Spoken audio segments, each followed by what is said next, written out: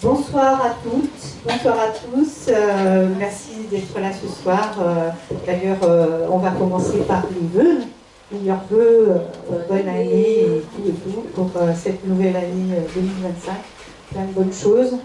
Et puis plein de rencontres en perspective, puisque vous savez qu'on est en pleine préparation de notre salon du livre, notre cher salon du livre et des lecteurs d'Argenteuil, qui aura lieu donc samedi 1er et dimanche 2 février au lycée Julie Victoire d'Aubier, puisque nous migrons quasiment tous les ans maintenant. C'est pas simple du tout pour nous, mais bon, voilà.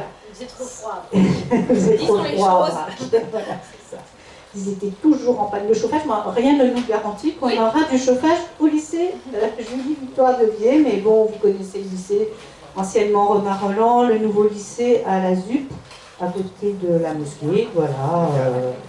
Et surtout en face de la gare du Val. Voilà. Hein.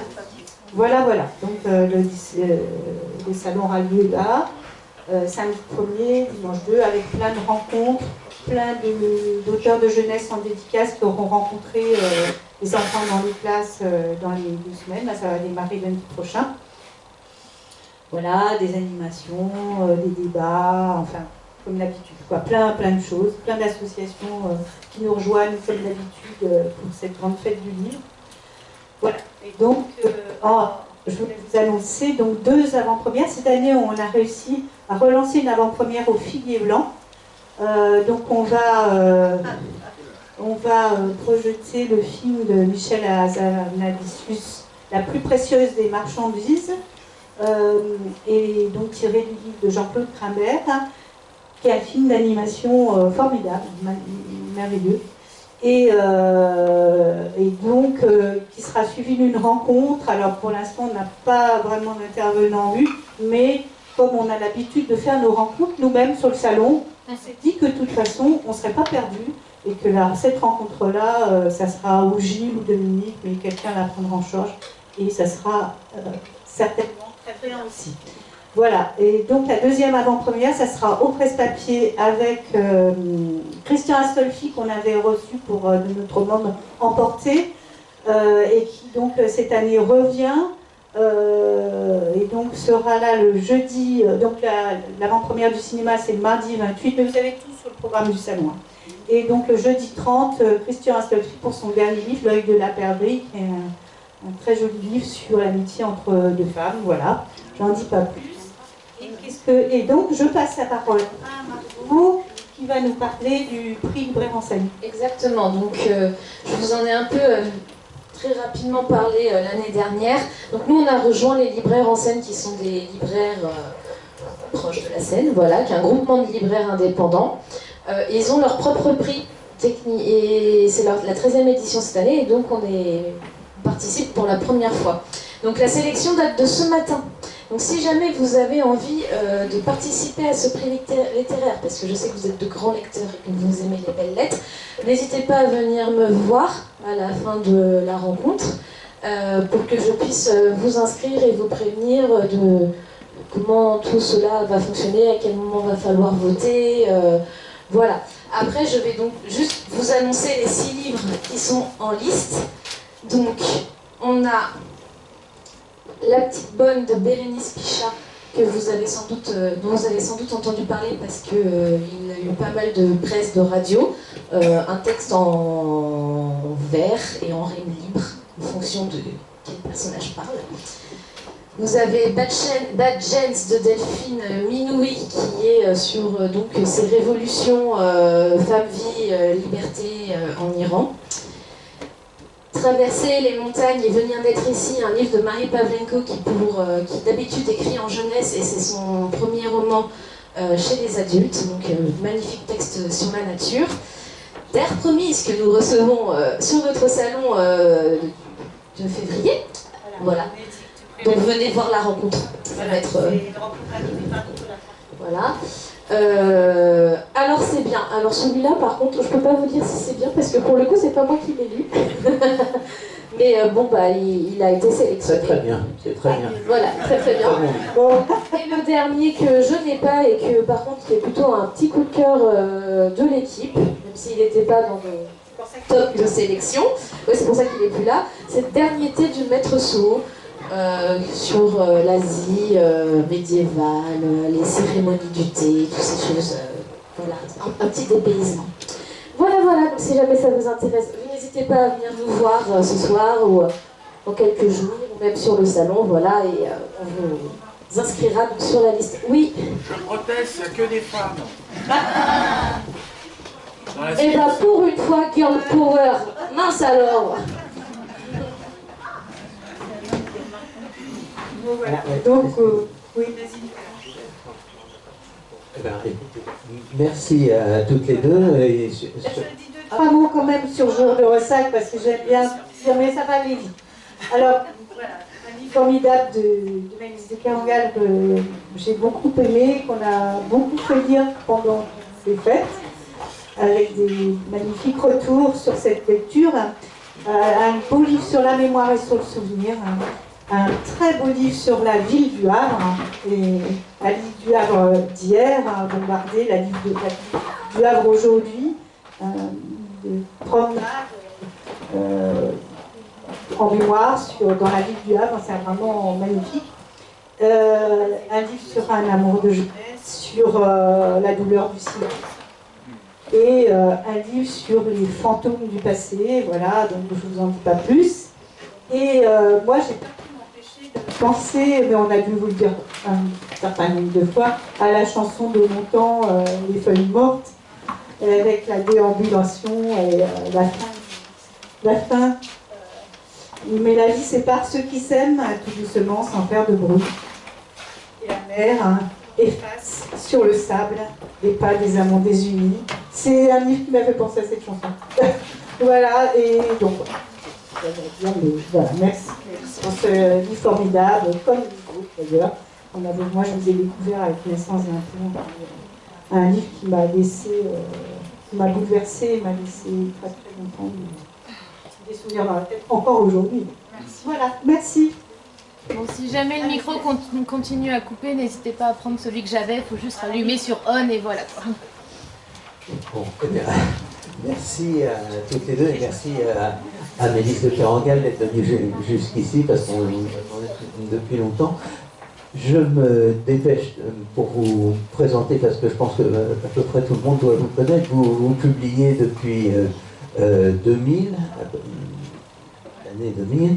Vous êtes auteur d'une dizaine de romans. Vous êtes très fidèle particulièrement à Vertical, qui est une collection, disons, de Gallimard. Gallimard, chez qui vous aviez d'ailleurs commencé à travailler quand vous étiez très jeune pour une collection de voyages. Et parmi ces livres, j'en citerai trois au hasard. Là, on en a toute une, on en a beaucoup là en folio, donc n'hésitez pas à en prendre. Notamment, j'ai retenu Ni fleur ni couronne, le Naissance d'un pont dont a parlé Catherine à l'instant, et évidemment Réparer les vivants, qui non seulement est un livre qui a été absolument barre d'esprit et qui a eu un succès incroyable, et qui surtout me semble avoir certains liens avec le livre dont on va parler ce soir, Jour de Ressac. Jour de Ressac, pour moi, ça a été vraiment un grand bonheur de lecture. Tout d'abord, par sa qualité de style qui est vif, qui est inventif, qui est poétique, et alors ça, c'est vraiment un bonheur, parce que c'est vraiment le premier plaisir de la littérature, quoi. C'est quand même la langue et l'écriture. Et en plus, par sa force, sa densité, enfin, on voit tout ça. Il démarre d'ailleurs sur un coup de fil. J'ai trouvé que ça démarrait presque comme ce coup de fil était comme un coup de fouet, parce qu'il vous lance dans une première phrase très longue. On peut la lire peut-être d'ailleurs. Non, on la lira tout à l'heure parce que j'ai une question avant ça. Je me mélange moi-même. Mais la première question que je voulais vous poser, c'était finalement sur la première chose qui nous intrigue dans ce livre, c'est-à-dire le titre, Jour de ressac. Et Jour de ressac, à tort ou à raison, j'ai trouvé que c'était un livre qui était un peu comme une épique, si on veut. Et surtout ce jour de ressac, bon, jour parce que ça se passe en un jour, alors je pense que c'est là. Ressac, bon, ça on verra pourquoi. Et le ressac, notamment des vagues, de la mer, des souvenirs qui reviennent, etc. Et ça m'a fait penser aussi à autre chose, qui est le jour de colère, jour de ressac, jour de colère, qui est le dies irae, quoi, en fait, c'est-à-dire un chant, enfin un poème, disons, d'ordre liturgique qu'on trouve dans les requiems, par exemple, requiem de Mozart, etc. Et finalement, ce dies irae qui annonce que ce jour de colère va faire place à un monde détruit, est-ce que ça ne fait pas écho avec l'histoire de la ville du Havre, qui elle-même est une ville reconstruite sur ses ruines? Je vous remercie beaucoup de cette question. Je suis très heureuse d'être là et je voulais vous remercier aussi de m'avoir invitée. Dans cette hypothèse du titre, effectivement, il y a l'idée que les titres, c'est quand même une affaire assez compliquée quand on écrit. Parfois, des titres existent même avant que les livres soient écrits, et on écrit un livre qu'il aille remplir un titre, en fait, presque. Et puis, parfois, c'est plutôt sur la fin, on essaye de voir à peu près quel est le titre qui pourrait ressaisir le texte sans être au-dessus, en dessous, vous voyez, mais qui pourrait ressaisir le texte. Et c'est vrai que, comme vous l'avez dit, l'idée de la journée, voilà, c'était important parce que ça donne immédiatement une histoire une temporalité, même si de fait le livre, il y a un petit prologue, puis il y a cette journée. Mais sinon, l'histoire du ressac, elle m'est apparue vraiment alors que le livre allait partir à l'imprimerie, parce que en outre, c'est la matrice poétique du texte, c'est-à-dire que c'est un texte où chaque élément, chaque scène, chaque élément important de l'histoire est revisité deux fois, fait l'objet d'un retour. Cette histoire d'amour, elle est de jeunesse, elle est vue en 2-3 fois, on peut dire. La question du narcotrafic dans le port du Havre, 2-3 fois. Les scènes avec les visiteurs, elles se dégagent en deux.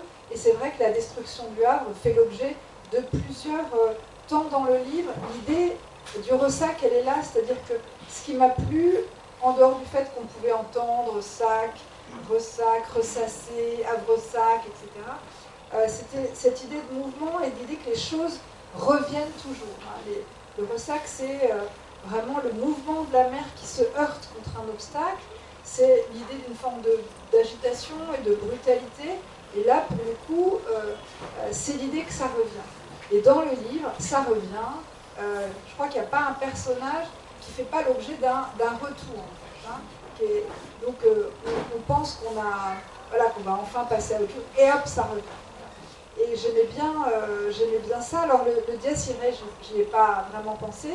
Mais c'est vrai qu'on pourrait penser aussi que ce ressac pourrait connaître une forme d'accalmie.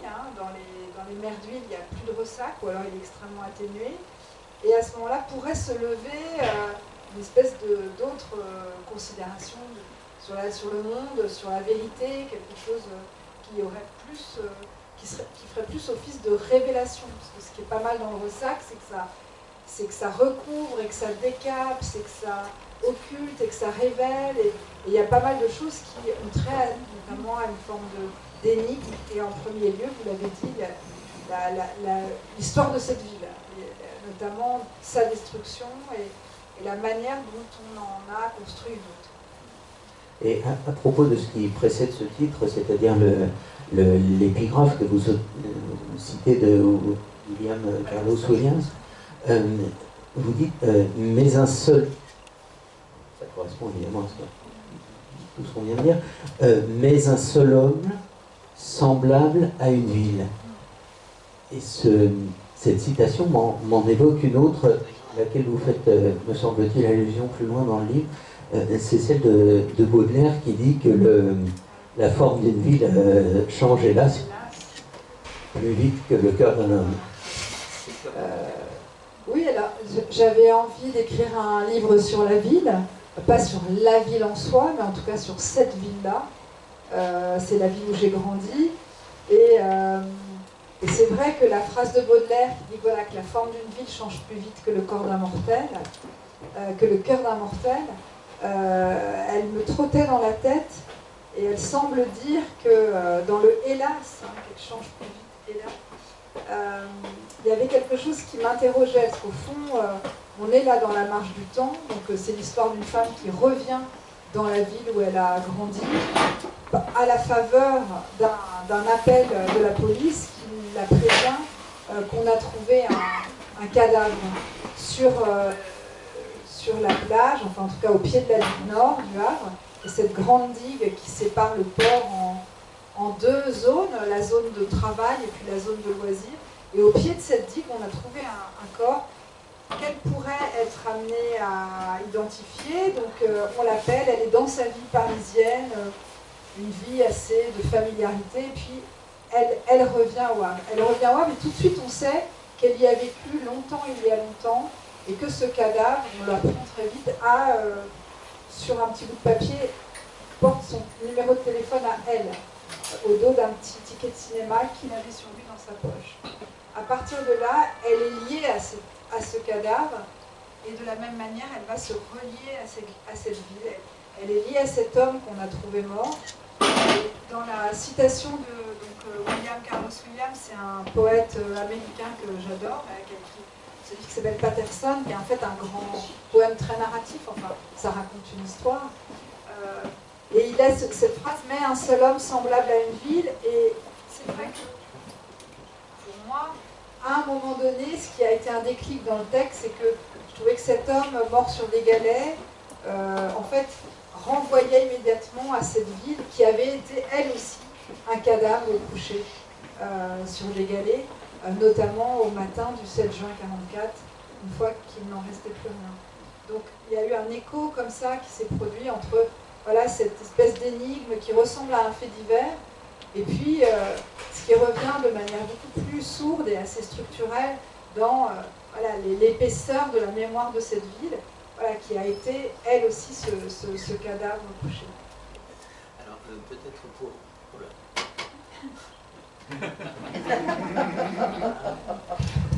Donc, pour introduire ce qu'on vient de dire, ça va pas dire. Ça va bien à ta bouche. Mettre sur on. Oh non. Mais surtout le mettre tout près, je crois. Excusez-moi. Margot à la rescousse. Ah bah voilà. Bon, allez, là. Là tu Ouais, ouais, d'accord. Ouais, ça c'est bien. Oui, alors, je vous propose de faire cette première lecture, c'est-à-dire cette grande phrase qui lance le texte comme un coup de fouet, et on peut peut-être s'arrêter soit là, suivant ce qui vous arrange, et je vais faire remarquer tout de suite, je comptais en parler après, mais puisque vous l'avez cité, en parlant de sac, vous avez parlé en parlant de ressac, vous avez parlé de sac, et la première chose qu'on va rencontrer dans ce texte, c'est un sac qui pèse lourd comme une pierre, donc quelque chose dont il faut se décharger, j'imagine. Sac qu'elle va renverser sur une table à la recherche d'un téléphone. Donc on peut dire d'une certaine façon, elle vide son sac, elle a quelque chose. Hein, c'est un peu le livre du et sac. voilà. Et bon, bah, on en parle après. Je vais prendre ça. Merci. J'ai reçu l'appel vers 14h. Je venais de rentrer. J'avais encore mon manteau sur le dos et mon sac contre la hanche. lourd, une pierre. Je l'ai fouillé sans trouver mon portable. J'ai même fini par le vider sur la table de l'entrée qui nous sert de dépotoir, mais rien. Je me suis figée. L'appartement était l'appartement était désert. Les vibrations du téléphone parfaitement audibles, quand leur source, elle, me semblait lointaine, insituable. J'ai tâté mes poches qui étaient profondes et basses, pleines de petits papiers froissés, de miettes, de copeaux. J'ai senti le boîtier pulser sous mes doigts à travers l'étoffe et quand je l'ai enfin saisi, l'écran affichait un numéro de téléphone fixe, indicatif 02, l'Ouest. J'ai décroché. Un homme s'est présenté comme officier de police judiciaire et a demandé à me parler. J'ai dit « c'est moi », tout en me dirigeant telle une automate vers la chaise la plus proche car le sol, déjà, roulait sous mes pieds. Et là, une fois assise, j'ai écouté celui qui, usant du parler neutre et factuel propre à ceux qui appliquent des procédures, m'intimait de me présenter au commissariat du Havre. Nous aimerions vous entendre dans le cadre d'une affaire vous concernant. J'ai balbutié « Quoi ? Quelle affaire ?» Le policier m'a déclaré que le corps d'un homme avait été retrouvé il y a 2 jours sur la voie publique, au Havre. Un individu non identifié, que j'étais censé pouvoir fournir des informations, qu'il fallait que je vienne. Devant moi, le couloir s'incurvait, pareil à une piste de bobsleigh. J'éprouvais une telle sensation de vitesse que j'ai cherché un point fixe où accrocher mes yeux. Le logo Nike d'une basket fourrée de papier journal qui séchait sous le radiateur, une poignée de porte en bakélite, un losange sur le tapis. Le policier m'a demandé de venir au commissariat du Havre le lendemain à 9h. Il voulait m'auditionner. J'ai répondu d'accord, on a raccroché, et le temps s'est aussitôt rompu contre mon oreille, crac, cassé en 2. Matin et après-midi désormais inconciliables, et si divergents, déjointés, étrangers l'un à l'autre, qu'ils étaient devenus incapables d'assembler une même journée, celle que j'étais pourtant en train de vivre.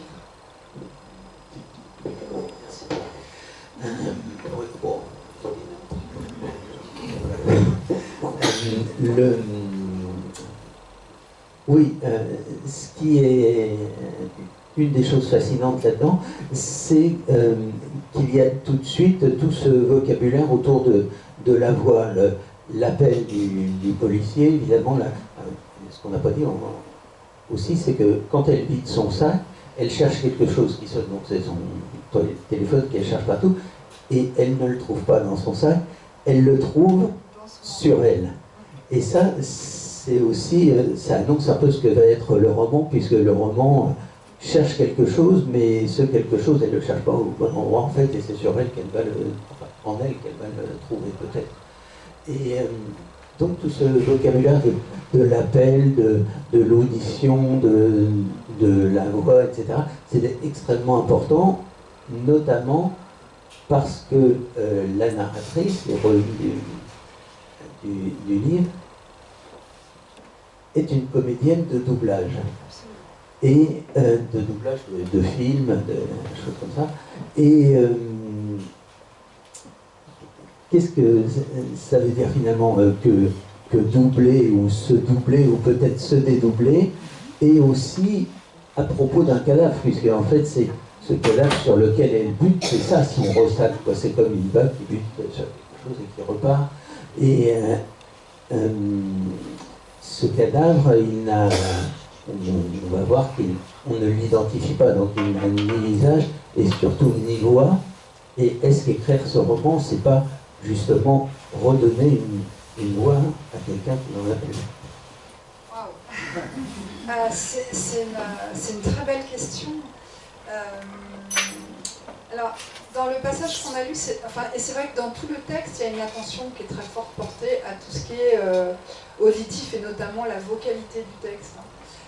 Mais ça, c'est aussi parce que ce livre-là, et puis le précédent livre qui était plutôt des textes courts, qui s'appelait Canoë, c'était déjà un recueil de textes qui tournaient autour de la question de la voix humaine. Et je l'ai poursuivi parce qu'en fait, c'est quelque chose d'assez inépuisable. Et dans l'histoire du doublage, alors là, donc, elle est...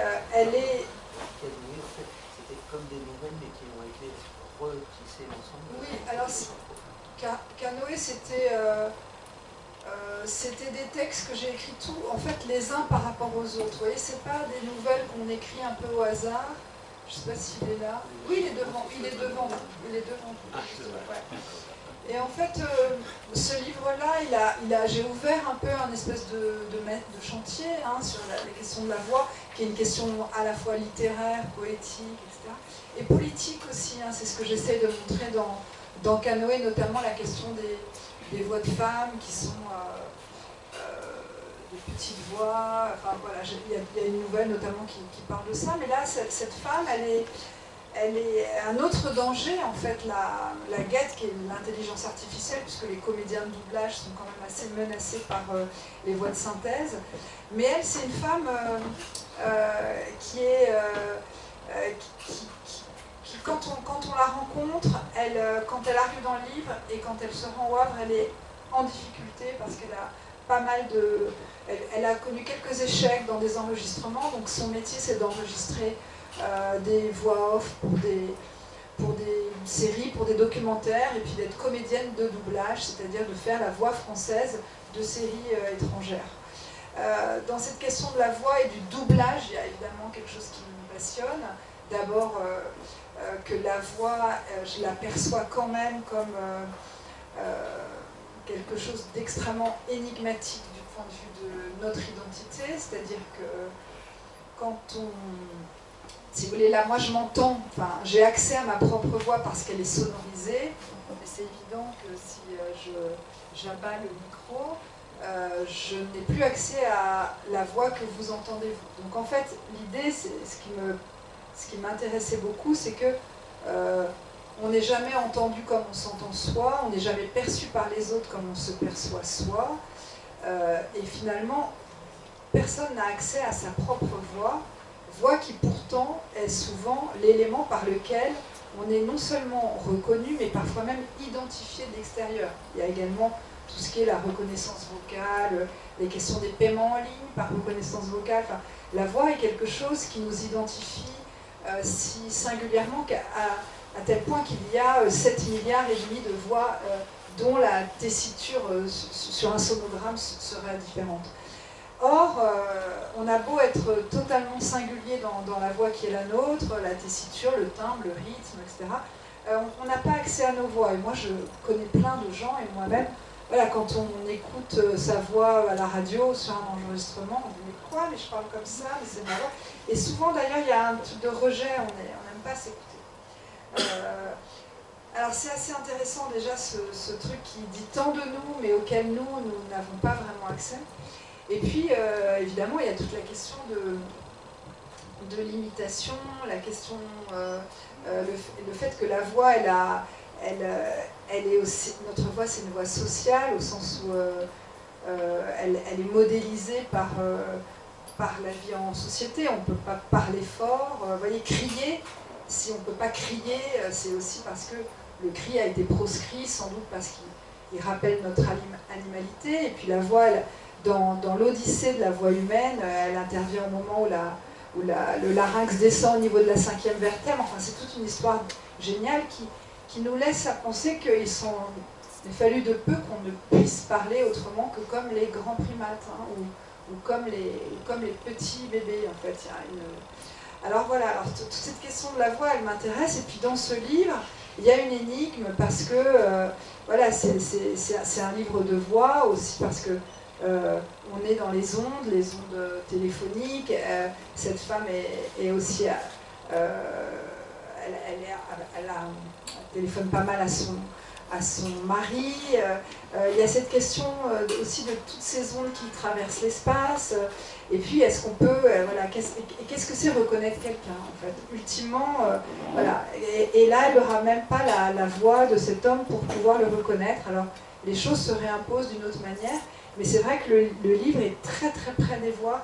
Toutes les voix sont caractérisées. Et voilà, il y a quelque chose d'assez, une espèce d'attention à tout ce qui est auditif. Mais d'abord parce que je trouve ça important d'être précis, mais aussi parce que plus on est précis et plus le mystère est là, d'une certaine manière, pour moi. C'est comme, voilà, on n'arrive pas forcément à approcher le mystère des voix humaines. J'ai buté un moment sur le mot d'audition, parce que quand le policier la convoque pour une audition ça peut être une audition policière, mais ça peut être pour une comédienne aussi qui cherche un rôle. Et d'ailleurs, elle dit, je m'attendais davantage à écouter qu'à parler, parce qu'elle, audition, ça renvoie encore à autre chose, qui est le fait d'écouter quelqu'un. Et en fait, non, c'est elle qui va devoir parler. Et je pense que d'ailleurs, dans ce premier entretien avec le policier, il y a toute la question des accents, par exemple. Là, on l'entend un petit peu, mais les parlers qui se superposent, les parlers de l'administration policière, la manière de prononcer des phrases un peu mécaniques, des expressions qui viennent se superposer dans des choses plus émotives. Enfin, et je trouve que sur le point de vue littéraire, c'est vraiment intéressant d'essayer d'attraper ça. Elle va enquêter en fait sur ce cadavre durant toute cette journée. Elle va essayer de savoir qu'est-ce qui le relie, qu'est-ce qui l'a relié à lui. Est-ce qu'elle est d'ailleurs reliée à lui? Qu'est-ce que c'est que cette histoire qui lui tombe dessus et qui l'angoisse beaucoup aussi? Et par exemple, elle va sur la plage rencontrer Appelter, et alors là, la question de comment ils vont se parler, elle c'est une fille voilà, qui est doubleuse, lui c'est un type qui travaille aux espaces verts, mais bon, qui remue des cailloux sur la plage du Havre. Voilà, et là il y a des tas de moments où lui-même imite les policiers, enfin, il y a des espèces de sursauts de voix, etc. Dans cette scène, je trouvais que c'était intéressant. Il y a aussi une expression que lui a dit le policier, qu'elle se répète plusieurs fois, au moins 3-4 fois dans le début, qui est une affaire vous concernant. Et alors, à chaque fois, elle répète comme ça une affaire, parce que, bon, évidemment, ça l'intrigue, mais en tant que lecteur, ça m'a fait penser à autre chose aussi, parce qu'une affaire, bon, ça peut être une affaire judiciaire ou je sais pas quoi, mais dans son cas, ça va la ramener aussi à une autre affaire qui est une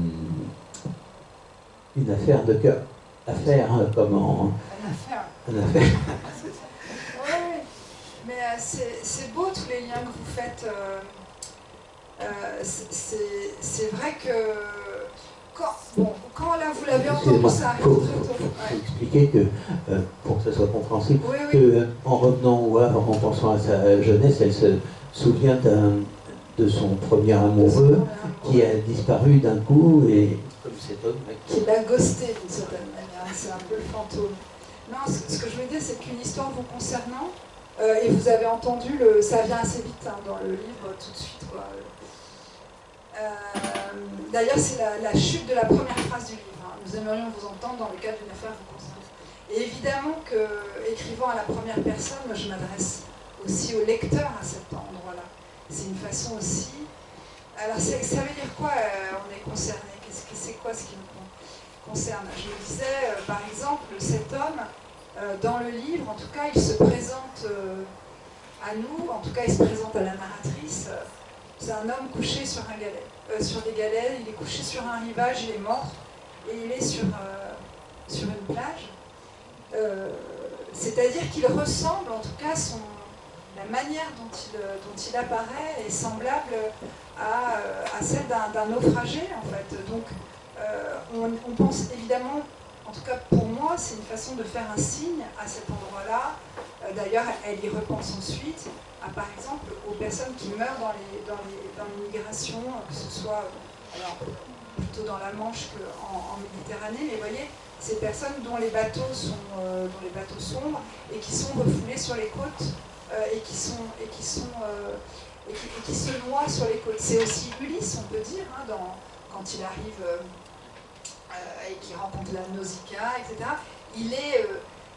C'est-à-dire que la figure de l'homme échoué sur le rivage, alors dans le cas de mon livre, il est mort, mais parfois il est comme Ulysse, on le dit à demi-mort. Hein. Ulysse, il est à demi-mort quand il est découvert, il est nu, il est faible, il est mourant, et c'est cette princesse Nausicaa qui va l'accueillir, en fait, le prendre avec elle et lui donner un peu d'hospitalité. Mais là, dans le cas du mort de Jour de Ressac, voilà, il est juste là, et c'est un cadavre sur lequel on ne peut pas mettre de nom. Et ça, je trouvais que c'était assez fort, et pour moi, c'est une façon de faire comme une espèce d'alerte et aussi de dire qu'évidemment, moi, ça me concerne aussi comme auteur. Vous voyez, c'est-à-dire qu'il y a un petit peu des différents niveaux de lecture, et notamment le fait que je pense que on écrit souvent pour être concerné par des choses qui, a priori, ne vous concernent pas. C'est une manière de se concerner, c'est-à-dire...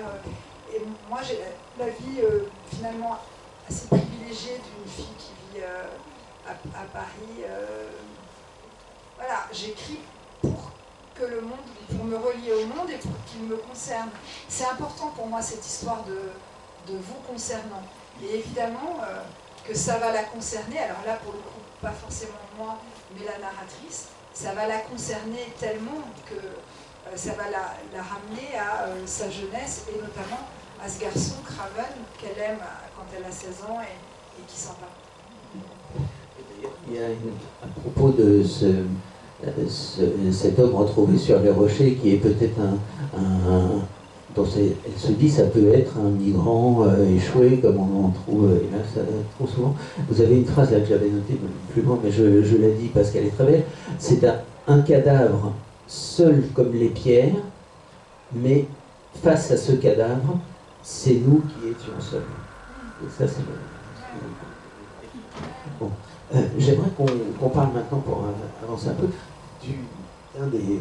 peut-être le personnage principal de ce livre, qui est la ville du Havre, Havre par lequel, auquel vous êtes ramené justement par ce coup de fil du policier, qui est presque si j'ose dire, un fil à couper le temps, parce que voilà. Et alors, Le Havre, pourquoi? D'abord parce que c'est la ville où vous avez grandi et bon, on peut trouver un lien. Le Havre, c'est aussi un lien qu'on fait tout de suite avec réparer les vivants, puisque ça commence par un accident. Ça a déjà été le cadre de... C'est la troisième fois oui. que j'écris quelque chose qui se situe au Havre. Et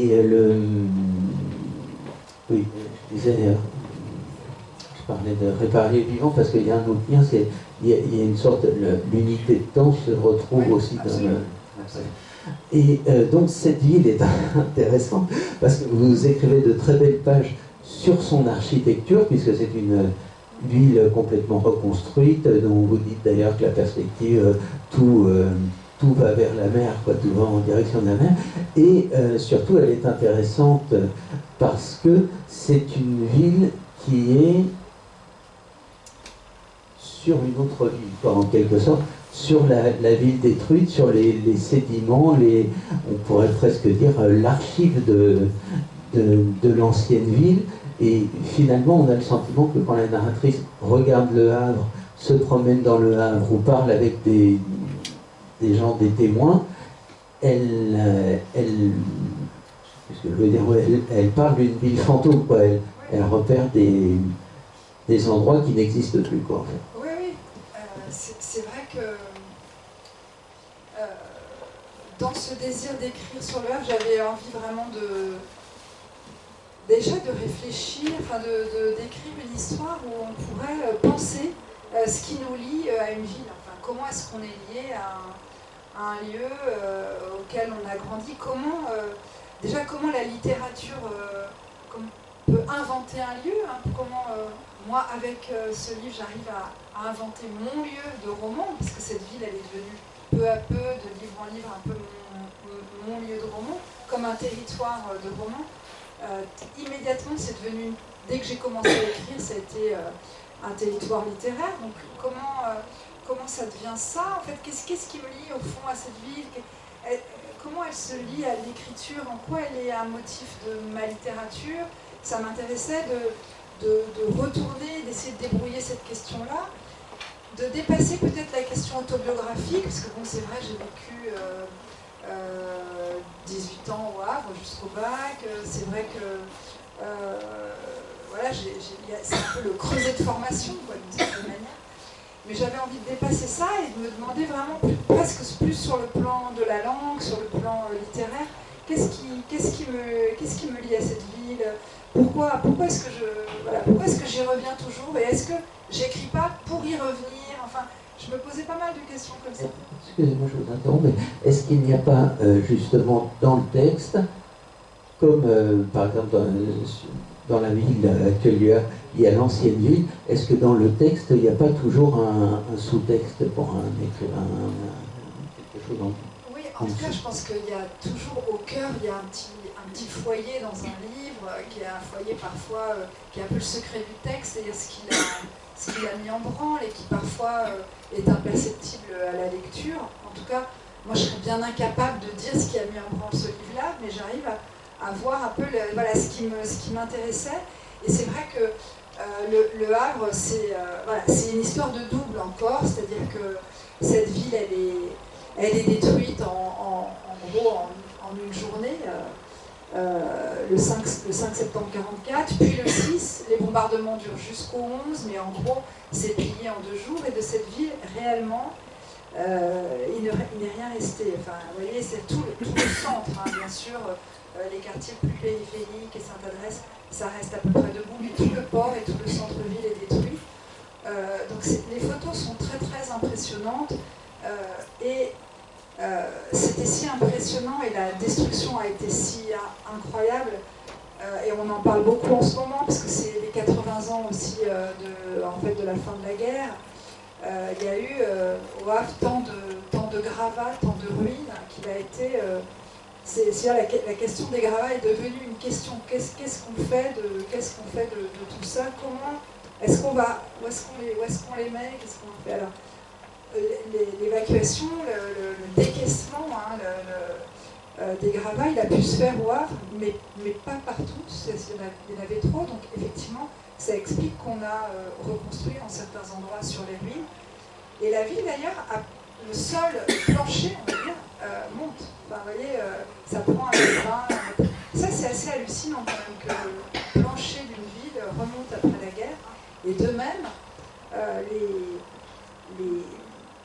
et on peut croire que c'est une légende urbaine tellement c'est dingue, mais c'est vrai que une grande partie des ruines du Havre a été refoulée sur le rivage, là où on trouve cet homme donc dans mon histoire presque 80 ans plus tard. Et ces ruines ont été minéralisées comme le reste, elles sont devenues des galets.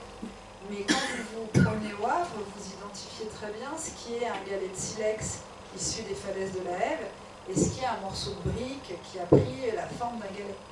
Et les gens viennent encore marcher sur la ville du Havre, sur la plage du Havre, en essayant de repérer parfois des carreaux de céramique, etc. Et tout ça, c'est assez fou. C'est-à-dire quand on vient étaler sa serviette, on pourrait imaginer qu'on est sur les ruines de cette ville, ruines qui agglomèrent effectivement des débris matériels qui étaient ceux des édifices, mais beaucoup d'autres choses. Il y a eu 2000 morts quasiment en 2 jours, ce qui est énorme quand même pour des bombardements.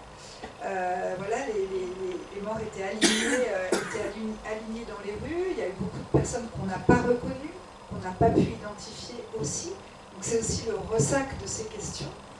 Et en fait, sur la question des ruines,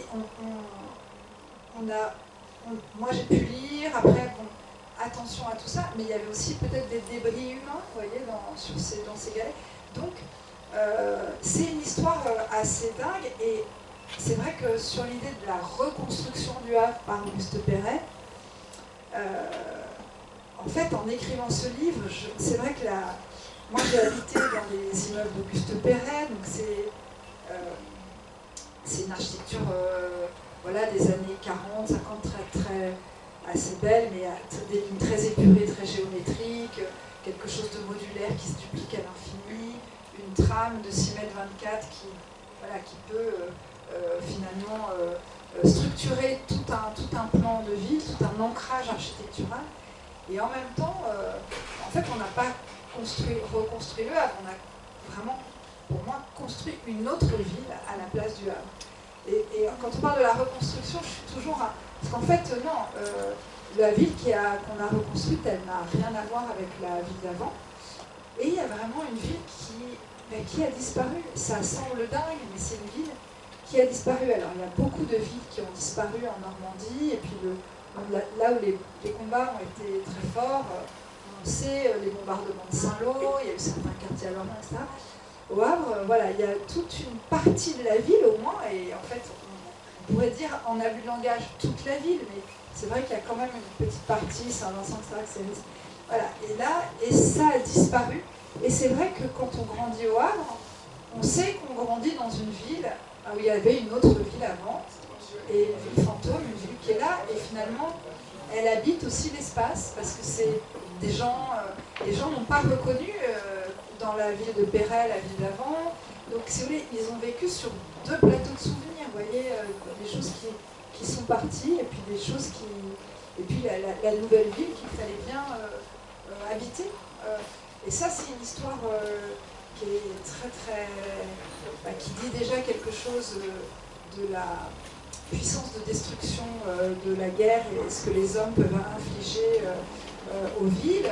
On pense à ce moment, hier je voyais encore des images de certaines villes situées à 12 km du front en Ukraine qui sont esquintées, debout elles sont là, mais elles sont au bord de la ruine. Et puis évidemment on pense à Gaza, c'est-à-dire tout d'un coup, voilà, ce qu'on fait aux villes, ce que la guerre fait aux villes, ça m'intéressait que ça affleure dans le livre avec cette question de villes qui deviennent des villes fantômes, et ces voix, elles sont où, les voix de ceux qui l'habitaient. Et cet homme sur la plage, couché sur les galets, il est le signe de ça, il est le fantôme de ça, il est l'incarnation de ça. En fait. Il y a d'ailleurs de très belle image à un moment où vous considérez de la poussière qui flotte dans l'air, qui est comme la poussière de la mémoire, si on veut, et d'ailleurs, je me suis aperçu à ce propos que le mot poussière est le dernier mot du texte, le mot qui finit. Et c'est, j'allais dire, c'est fait pour, en fait, je voulais que ça se termine. Non, mais parce que parfois, on n'a pas complètement conscience, c'est rare que l'on se dise comment, c'est quoi, quel mot...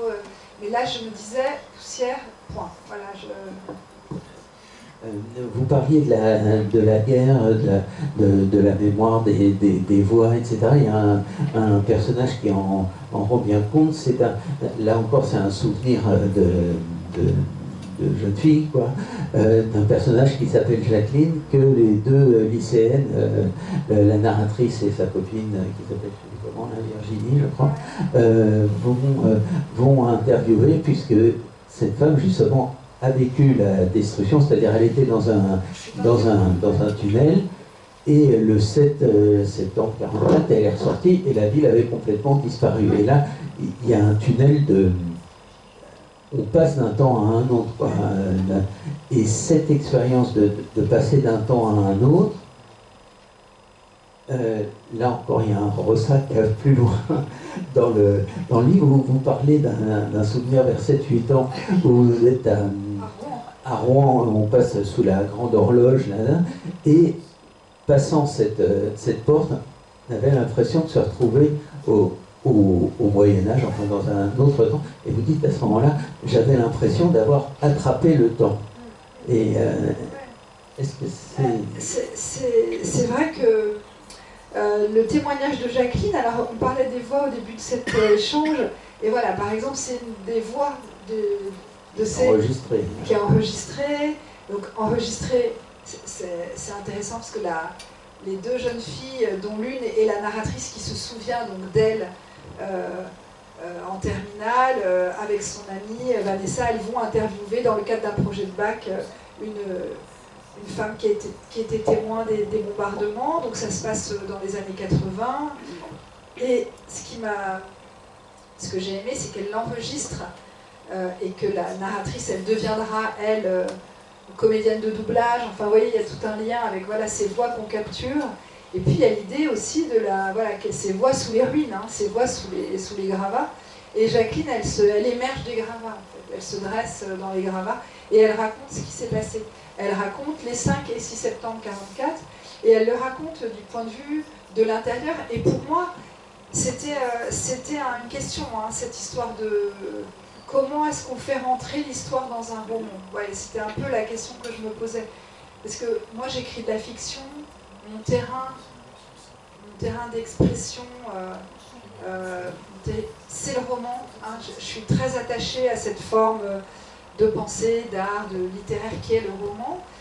Mais alors, c'est compliqué parce que j'avais pas du tout envie de romancer les bombardements du Havre ou d'en faire des... Donc, comment... et là, il a fallu quasiment créer, en fait, faire une inclusion, enfin, en tout cas, une place pour la voix de Jacqueline, dont le témoignage est évidemment nourri et reprend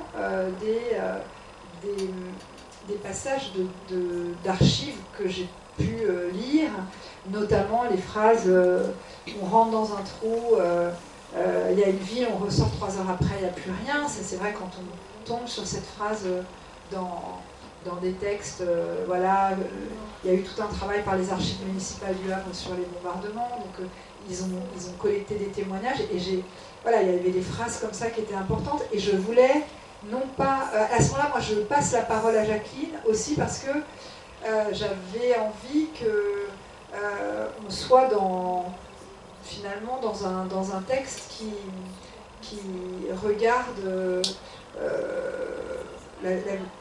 ce qu'on pourrait appeler la vérité du témoignage, alors qui est aussi une vérité historique, ça, mais au moins le témoignage de cette femme, pour moi, il était vraiment important et j'avais envie qu'il soit traité comme témoignage. Et c'est vrai que voilà, et on change de temps parce que quand elle ressort, c'est l'anéantissement et voilà, on passe assez vite. Et quand les 2 filles vont sortir de son appartement avec la bande magnétique dans la poche, elles regardent leur ville comme elles ne l'ont jamais vue. C'est-à-dire qu'elles comprennent que si elles vivent dans l'architecture Perret, c'est parce que cette ville a été détruite. C'est-à-dire qu'en fait, on ne peut comprendre l'architecture de Perret que parce qu'on comprend que cette ville est venue combler le grand vide de l'excavation des gravats, combler le grand vide qu'a laissé la ville fantôme, ou en tout cas, comment ça s'est reconstruit à cet endroit. Et sinon, on ne le comprend pas. On peut pas le comprendre vraiment. Et ça m'a beaucoup impressionné. Et c'est vrai que cette question du passé qui nous construit, du passé qu'on habite, je me suis rendu compte quand j'écrivais le livre, en fait, comme c'est aussi un jeu autobiographique et que c'était un peu le premier roman que j'écrivais à la première personne, il y a un peu de porosité autobiographique. C'était le Havre, c'était un jeu, bon bref. Et c'est vrai que je me suis souvenu que voilà, c'est intéressant le passé, quoi. C'est quoi le passé? En fait, on pense que le passé, c'est ce qui est passé, mais en fait, le passé, c'est pas ce qui est passé. Parce que c'est ce qui a eu lieu et qui continue toujours. Enfin, ouais, je me posais pas mal de questions. Que le passé est mouvant, que le passé n'est pas fixé. Il est plastique, il est beaucoup plus plastique et beaucoup plus... c'est pas fossile, en fait, parce que, d'abord, on est des êtres... En fait, on n'habite pas le présent, on habite le temps, d'une certaine manière. On habite tout un temps. Évidemment qu'on habite le présent quand on dit à quelqu'un « je t'aime », quand on mange un gâteau, quand on plonge dans un lac. Mais sinon, on habite le temps. Et je me suis dit, alors c'est quoi le passé? Et c'est marrant parce que ce livre, il m'a emmené à des endroits où j'étais jamais vraiment allée. Et je me suis souvenue de ce truc Armand de quand j'étais petite. Moi, je vivais finalement au Havre, qui était une ville dont le passé avait été finalement expurgé avec la ville de Perret, qui était vraiment la ville de la modernité, on va dire. Et puis, je vais à Rouen, voilà, donc c'est un souvenir de découvrir Rouen et de cette stupéfaction qui était soudain de me retrouver devant le gothique flamboyant, les maisons à pans de bois et tout. Je me disais, mais le passé est là, il n'était pas au Havre, en fait. Et c'est vrai que j'ai eu le sentiment de passer dans un autre temps. Et ça, c'est intéressant, et c'est vrai que le roman permet de construire un peu ces galeries temporelles, en fait. Ça, c'est intéressant. Oui, bah ça, c'est très bien, parce que bon, on ne va pas faire toute la rencontre sur la guerre, mais parce qu'il y a beaucoup de choses qui se répètent d'une guerre à l'autre, et notamment au point de vue du langage. Et ce que vous dites justement de ces galeries m'ont fait, évoque des passages secrets de l'enfance ou de l'adolescence, une certaine clandestinité de la vie, comme par exemple les gens qui habitent à Lyon passent dans les traboules. Et bon, enfin, il y a un autre lien d'ailleurs avec Jacqueline, c'est qu'elle-même perd son fiancé, enfin il disparaît comme Vous savez que ça, je m'en suis rendu compte avant Noël. Dans une librairie, un jour, elle aussi, elle a son fantôme, Jacqueline. Je dis, bah oui, la ville du Havre. Non, non, pas que la ville du Havre. Elle aussi, son copain disparaît, qui était dans la défense passive, disparaît dans les bombardements. Et elle aussi, donc en fait, il y a des systèmes d'écho. Elle fait un peu écho à la narratrice qui a, elle aussi, perdu son... Enfin, c'est pas qu'elle a perdu son amoureux, c'est plutôt que son amoureux a disparu, quoi. Donc, et avec ce mot qui m'avait vraiment frappé, qui est un mot qu'on trouve aujourd'hui sur les réseaux sociaux, quand des personnes se nouent des liens et qui se font ghoster. C'est-à-dire l'idée qu'on est lié, on est en relation, parfois c'est hyper fort, et puis tout d'un coup, il n'y a plus personne sur le site, il n'y a plus personne, et puis la personne, elle a disparu, quoi. Et en fait, c'est source de grands traumatismes, d'après ce que j'ai vu. Enfin, c'est vraiment, ça crée une douleur vraiment importante. Vous dites d'ailleurs que les ruines exhibent autre chose que les ruines. Enfin, Ouais. je signale également qu'il y a des... Bon, on ne peut pas tout détailler, c'est dommage, mais qu'il y a eu une invention formidable dans le maniement que vous faites du temps, enfin des temps de la conjugaison, j'entends, parce que souvent, dans une même partie ou un même paragraphe, on passe de l'un à l'autre, comme ça, et on voit que le temps, lui aussi, est pour eux. Donc la conjugaison, il peut être un peu plastique aussi. Oui, oui, mais c'est parce qu'on vit toujours. Oui, en Plusieurs fait, époques on alors. pense que... En fait, on pense aujourd'hui, oui, c'est le présent, aujourd'hui, on est le 14 janvier, etc. Mais... D'accord, mais en fait, on vit, on est sorti dans la rue, on a repensé à quelqu'un qu'on a vu il y a 3 mois, on monte dans un bus, enfin, je sais pas, on habite quelque chose qui est beaucoup plus vaste, en fait. Et ce livre, il essaye de raconter ça, c'est quand on grandit dans une ville qui a été à ce point à la fois brisée, refaçonnée, etc., par le temps, par l'histoire, on habite voilà, une espèce de temporalité beaucoup plus que le présent. Et moi j'ai changé là-dessus, parce que je me souviens de mes premiers livres, Cornish Kennedy, etc., j'étais tout au présent de l'indicatif, il faut que les livres soient écrits au présent, c'est ici et maintenant, etc. Et je vois que la question du passé, on peut l'aborder par une forme de... Enfin, en tout cas, elle s'attrape autrement et elle est intéressante. Là, on ne vous dévoile pas évidemment tous les éléments, tous les rebondissements de l'enquête que vous découvrez en le lisant, mais je voulais signaler que, parce que là on a eu une conversation sérieuse, mais enfin, qu'il y a beaucoup d'humour et d'ironie aussi dans ce livre, et c'est ça qui le rend aussi également très, très plaisant. Mais voilà un tel... C'est assez grave. La guerre, etc. Mais il y a quand même il y a ce personnage, par exemple, de Blaise, qui est un personnage à la Colombo, qui est assez... Et j'aimerais qu'on s'aventure vers la dernière partie du livre, en tout cas, qui s'intitule Hirondelle. Et où moi je retrouve beaucoup... Alors, Hirondelle, ça peut s'entendre là encore de double manière. Mais... une chose qui m'a beaucoup touché dans ce livre, disons, c'est que c'est un livre qui va toujours vers la mer et aussi vers la mer RE. Et c'est un livre, surtout à la fin, où on parle beaucoup des relations d'une mère avec sa fille et d'une mère qui voit sa fille grandir, arriver à l'âge où elle-même a eu son premier amour, etc. Et cette... Pourquoi est-ce que je raconte ça? Ah oui, voilà, parce qu'il y a une scène, justement, la première, où on voit la mère et la fille, enfin, dans le cœur du roman, la mère et la fille qui reviennent ensemble au Havre pour inaugurer une vedette, pour le baptême d'une vedette, enfin d'un petit bateau qui s'appelle comment ça s'appelle, c'est une pilotine. Voilà, et qui s'appelle l'Hirondelle. Donc, Mélisse de Carangal. Et alors c'est une scène qui est très, très drôle, très, très plaisante, qui a un côté liturgique. D'ailleurs, je parlais du Dies Irae en commençant, il y a quelque chose comme ça. Et vous dites qu'au moment de soulever la bouteille de champagne, vous attendez un peu avant de la lancer. Et que c'est pour suspendre le temps. Et ça, c'est aussi une des métaphores de l'écriture, d'arriver à suspendre le temps et de le retrouver. Oui, alors j'ai eu envie de rendre un petit hommage privé à mon père qui était pilote dans le port du Havre. Et donc ce métier qui consiste à entrer, à sortir les bateaux du port. Et c'est un métier qui se pratique avec une petite flottille. Enfin, je veux dire, les pilotes travaillent avec des bateaux spéciaux. Il y a eu un bateau pilote.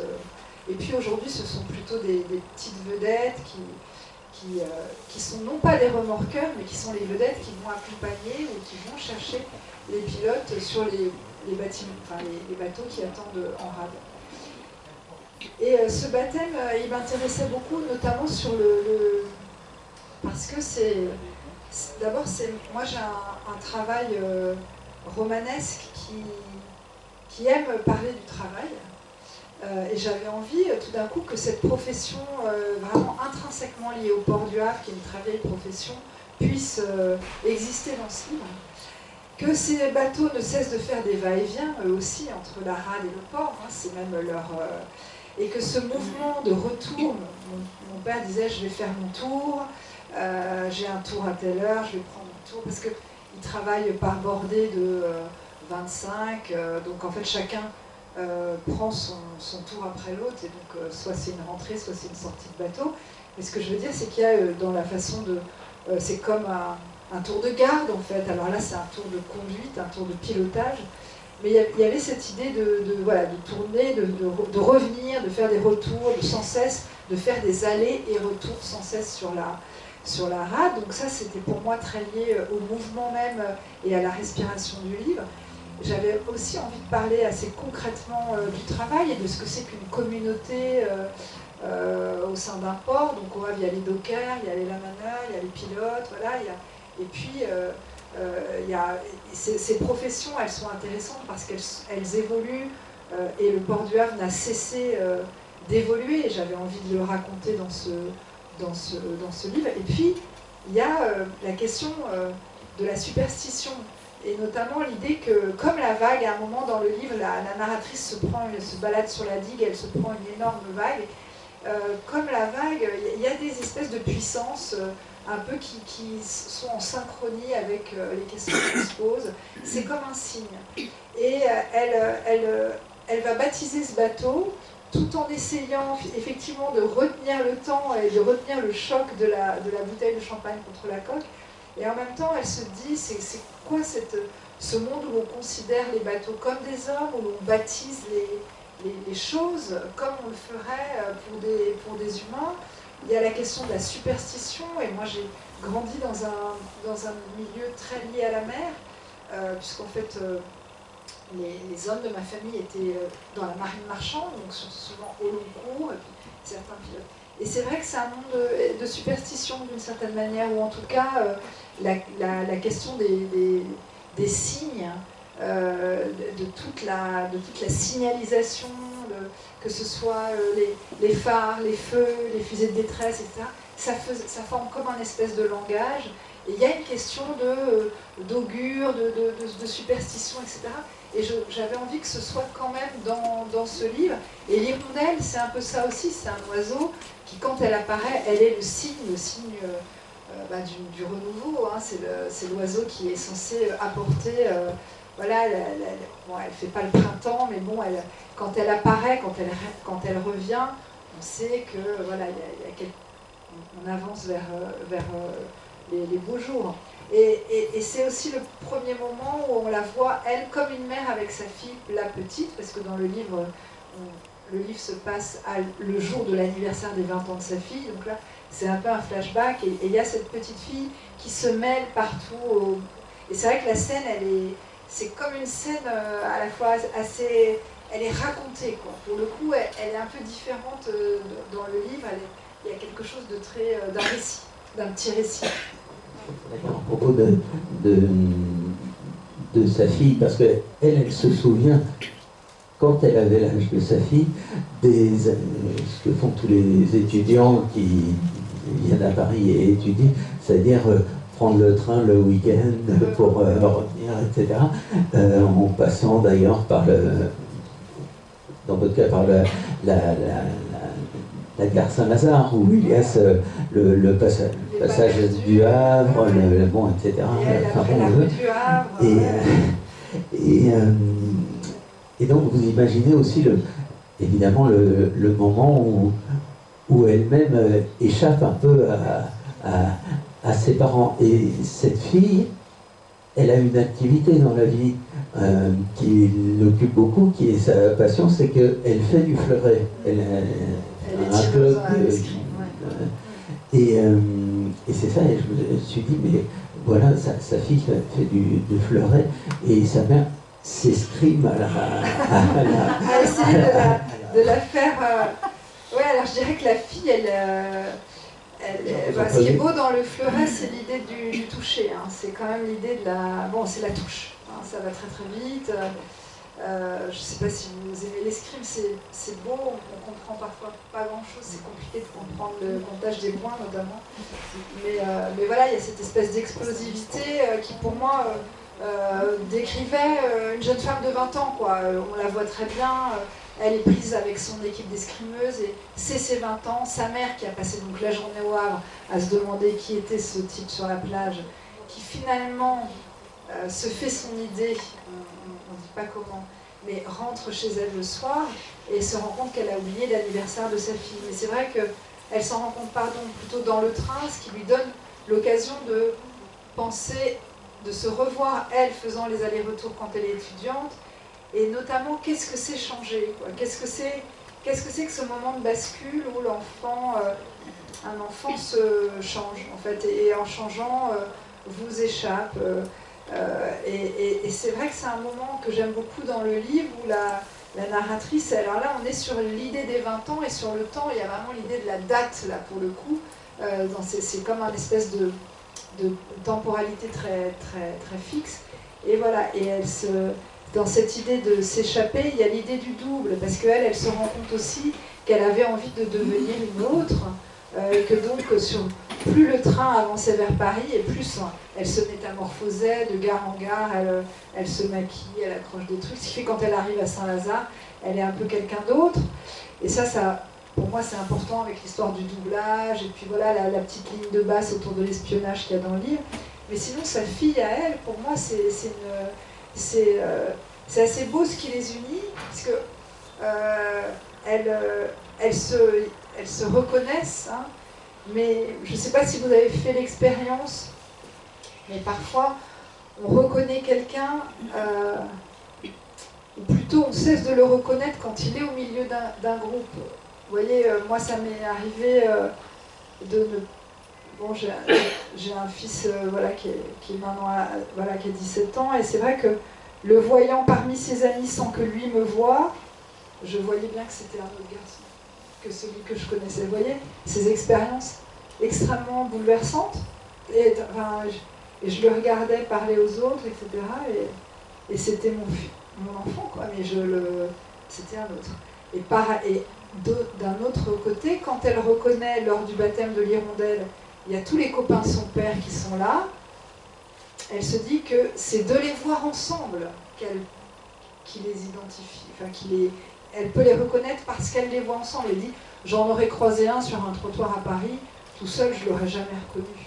Mais ensemble, dans l'histoire du groupe, et cette histoire de reconnaître, elle parcourt tout le livre, et pour moi c'est une question beaucoup plus humaine et beaucoup plus la reconnaissance. C'est quoi reconnaître quelque chose, une ville, quelqu'un? C'est une question assez géniale et assez profonde, je trouve, et qui est plus intéressante que l'identification, qui est seulement pour moi policière, hein, qui relève de la police, on identifie.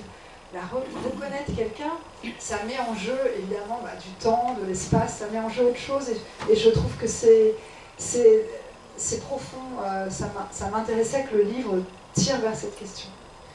Sur cette histoire de reconnaissance, d'abord sur vous usez aussi du vocabulaire un peu de l'escrime, enfin quelque chose qui est à la fois l'escrime et l'écriture, parce que je me demande d'ailleurs si ce ne sont pas deux mots qui ont une racine commune entre escrime et écrire, enfin, parce que vous utilisez, par exemple, vous dites, vous utilisez la volte, vous parlez des voltes. Or, la volte, c'est faire un mouvement pour éviter un coup, quoi, en fait.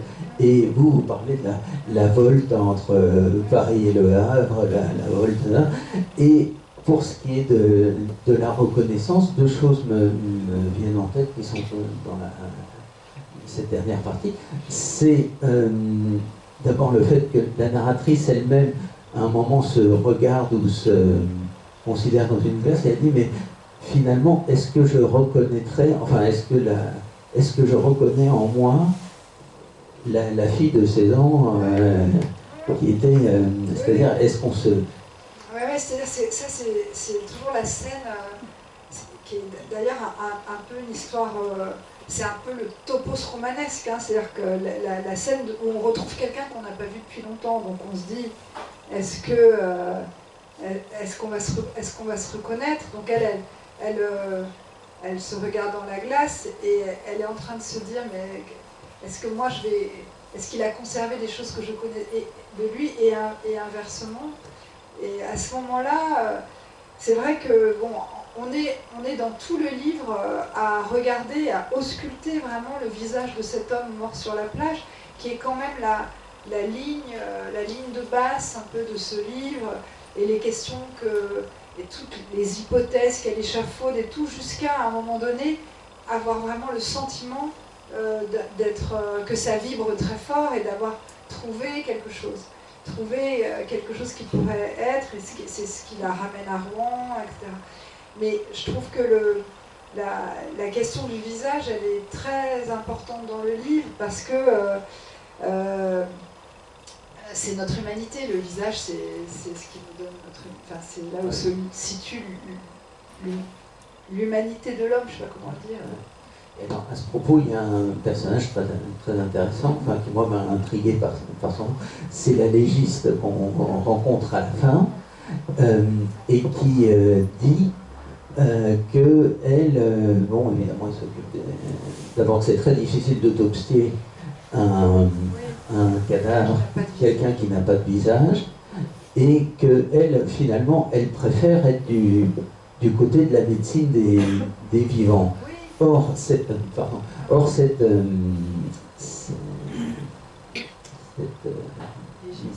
légiste, voilà, merci, s'appelle Rime. Et je me suis demandé, mais à quoi ça rime, à quoi est-ce qu'elle rime, et peut-être est-ce qu'elle rime justement à reconnaître plutôt qu'à reconstruire ou à identifier, quoi.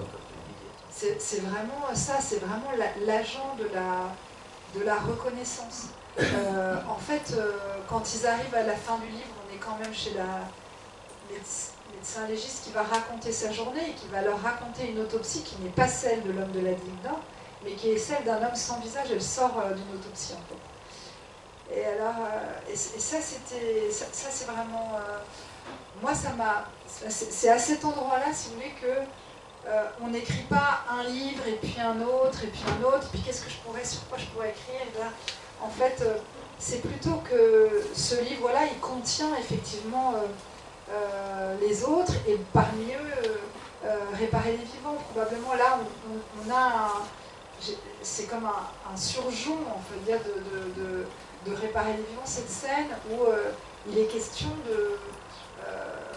alors de réparation, ou en tout cas, ou d'autopsie, mais surtout d'une femme qui dit, voilà, on croit que la médecine légale, c'est les médecins légistes comme dans les séries américaines. En fait, non, c'est 90% les autopsies en font très peu. Et moi, je me suis beaucoup, et je me suis toujours, c'est toujours quelque chose qui m'importe, qui m'intéresse, la question de la médecine légale. Et là, il y a une opération qui est vraiment très bien décrite. Il y a eu un terrain documentaire de ma part pour la saisir. Et si vous voulez, je voulais qu'à la fin du livre, on retrouve voilà, des gestes autour du corps, et que finalement, le corps de l'homme de la Digue Nord, il ait fait l'objet quand même d'une attention comme ça, qu'on ait vraiment tout fait pour savoir qui il était. Et Et ça m'a donné, voilà, ça m'a donné l'occasion en tout cas, je me suis rendu compte que voilà, ce livre, il annonce les suivants possiblement, mais en tout cas, il contient tous ceux qui le précèdent. Et que c'est un peu comme ça aussi. C'est pour ça que on peut tisser des liens qui sont les liens du travail en fait. Et c'est pas tiens maintenant je vais faire ça. Et puis c'est beaucoup plus comme quelque chose qui vient s'ajouter, comme une petite chaîne de montagne. En tout cas, c'est pas dissocié du reste. Et moi à ce moment-là, je m'en suis rendu compte après, mais je me disais c'est vrai qu'on est dans un moment qui fait penser à ce livre sur la greffe, quoi, où il y a vraiment des actes chirurgicaux qui étaient extrêmement décrits. D'ailleurs, ça rejoint une chose qu'on trouve chez certains autres grands écrivains, c'est l'idée qu'ils n'écrivent pas une succession de livres, mais que c'est toujours le même livre, que l'ensemble de leur œuvre est comme chaque livre est comme un chapitre. Oui, on peut le dire, par exemple, il y a des gens, on pense toujours à Modiano quand on dit ça, ou peut-être un peu à Jean Echenoz maintenant. Vous voyez, moi je dirais qu'il y a des livres qui étaient toujours les mêmes gestes, c'est-à-dire l'exploration documentaire d'un monde qui m'est complètement étranger, l'idée que écrire le roman, c'est aller m'approprier une langue, etc. Enfin, il fallait toujours que ce soit des livres très actifs, très collectifs, on transplante des cœurs, on construit des ponts, etc. On fait des facsimilés, j'avais besoin aussi de ça, et je pense que Jean de Ressac, ça me marque, même s'il y a du monde dans ce livre, et même s'il y a la ville et ce motif documentaire qui est exploré, voilà, ça bouge un peu, et je pense qu'il y a des mouvements, même si moi je pense pas du tout que ce soit un livre après l'autre, et plus j'avance, plus je fais des liens entre tous, mais qui me montrent aussi comment ils ne sont pas les mêmes, mais qui marquent une forme d'évolution. Et alors, ma toute dernière question, avant de vous livrer vos questions de la salle, éventuellement, c'est que ce livre, sans révéler du tout sa fin, se termine sur une question, il y a une question qui reste en suspens, quoi, un peu. Et je me suis dit, or c'est une fin quand même assez heureuse, là, qu'on voit avec sa fille à la fin, etc. Et je me suis dit, mais finalement, est-ce qu'il n'y a pas des choses de son passé, elle a beaucoup parlé de son passé, est-ce qu'il n'y a pas des choses du passé qu'on doit abandonner pour mieux vivre? Oui, c'est tout à fait possible. En tout cas, à la fin du livre, il y a un moment, c'est une accalmie par rapport à cette histoire de Ressac.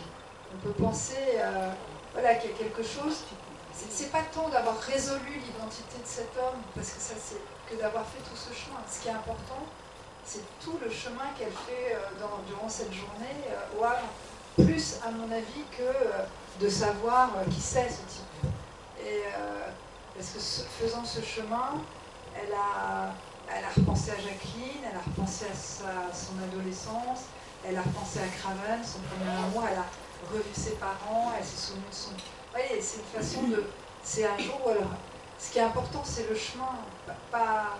Alors la solution, on est content quand on l'a, mais c'est vrai que je me souviens quand on était enfant et qu'on doit... Enfin moi, quand j'étais petite et qu'il fallait résoudre des problèmes en maths, on nous faisait rédiger et tout. Vous voyez, on n'avait pas le droit d'aller tout de suite à la solution. Il fallait toujours qu'on mette les étapes. Et ça m'impatientait quand j'avais la solution. Je disais, mais on s'en fout et tout. Non, ce qui est important, c'est le chemin. Et je crois que ce que voulait à ce moment-là, je ne sais pas l'instituteur, c'est qu'elle soit bien assurée qu'il y avait eu un chemin, en fait. Et je trouve ça me sert, en fait. Très bien. Bon, bien, écoutez, merci, bravo. Je ne sais pas si vous voulez intervenir, poser des questions, ou alors peut-être venir parler directement Parler pour avec ceux qui veulent une dédicace.